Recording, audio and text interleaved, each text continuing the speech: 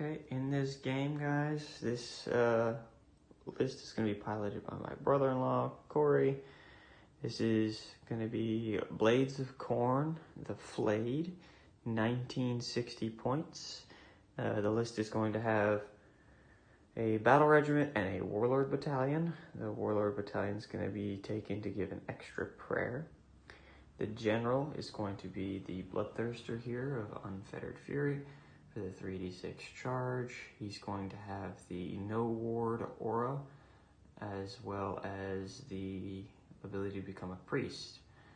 So he's going to know 2 prayers, as well as the 2 Slaughterpriests are going to know 2 prayers, giving access to every prayer in the book.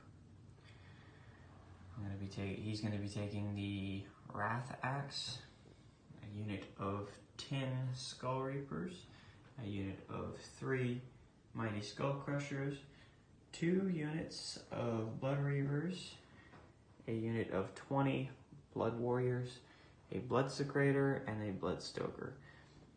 We are going to have 1960 points of Blades of Khorne, and the grand strategy is Slaughter of Sorcery. 1980 points of Emerald Host Nighthaunt. Ulrich the Drowner is going to be the general for the list, so he's going to be able to have his command ability for teleporting copied by the Dreadblade Harrow.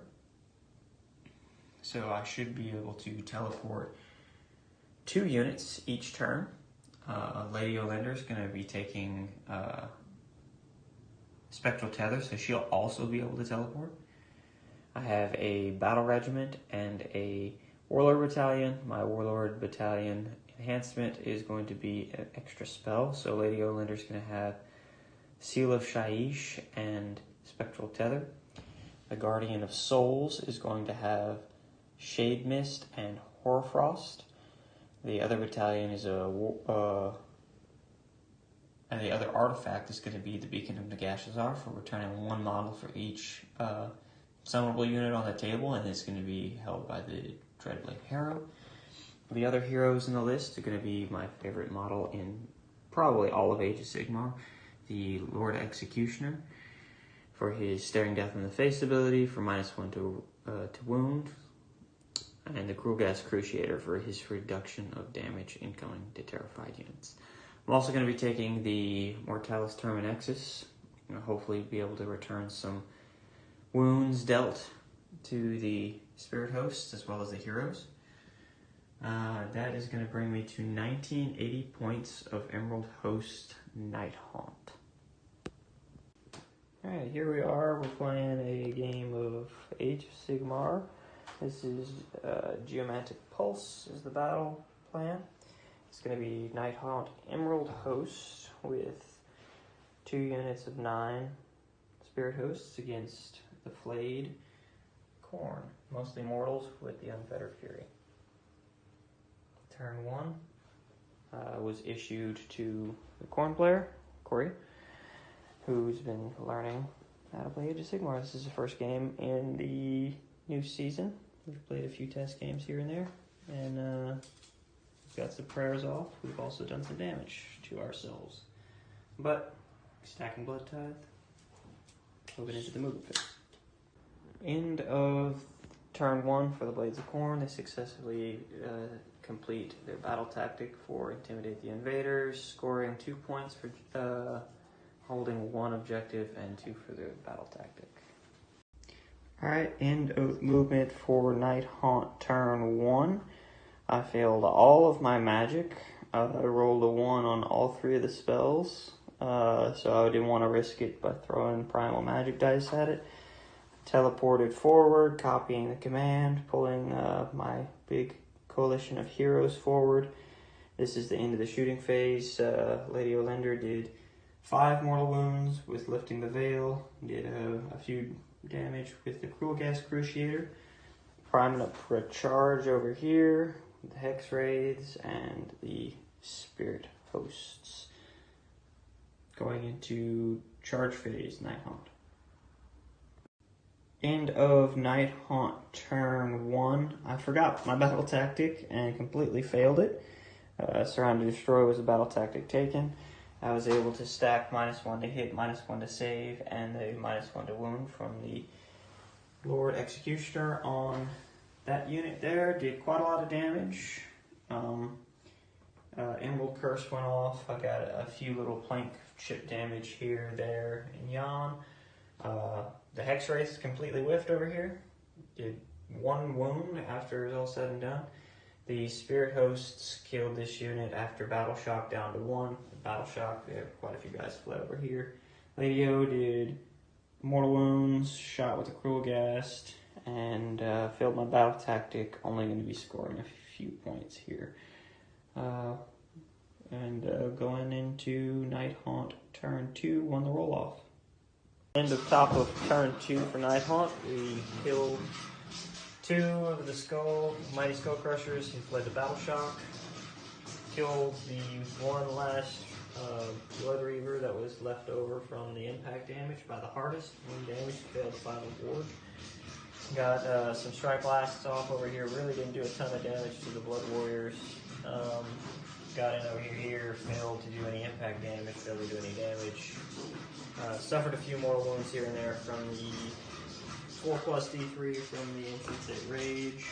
Scoring 6 for this turn. Pulse came down over here, adjacent, and scoring another one.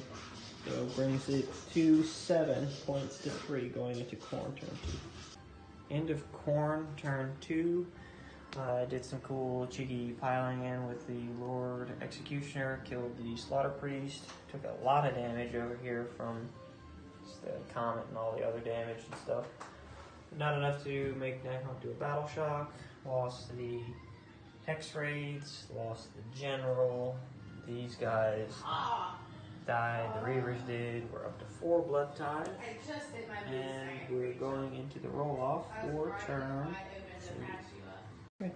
End of Nighthaunt turn 3, won the roll-off, took Reprisal, ended up stacking all of these debuffs on the unit of Skull Rippers here. Did 23 damage just with the Spirit Hosts. Ended up just barely killing the Bloodthirster. The Emerald Curse gave me the 1 extra damage I would have needed to do into him. Killed him off. Things looking a little more sparse. I popped Lady Olander's D6 bring back ability, brought back 2 over here, and used the artifact Beacon of the Gashazar from him, and returned 1 more model. Got these guys back up to 9. Got these guys up close to full, but took a lot of damage from the monstrous Rampage, Unleash Hell, etc. Scoring a bunch of points here, bringing the score to 7 to 14. Going into Khorne. End of Khorne's turn 3, bottom of 3. Setting up for a potential Shrine to Destroy next turn with these units. Summoned a Skull Cannon last turn. Took Slay the Sorcerer. Tried to shoot it was a long shot, but it was worth it. The Guardian of Souls. Did 1 damage. Charged in, trying to get within 3 inches to where he could shoot if he killed the 1 Spirit Host, but just right outside of the range. So close. Killed the Spirit Host, shot into the Spirit Host unit, and just the dice, man, they're not happy. But that is the end of Khorne turn 3, scoring 1 point for here, failing the battle tactic, and going into the roll-off for turn 4 to see, and we'll probably talk it out after this. Roll a dice, Oh, he gets it. So battle tactic is going to be Surround and Destroy, and we'll come back with a final wrap-up. Talked it out.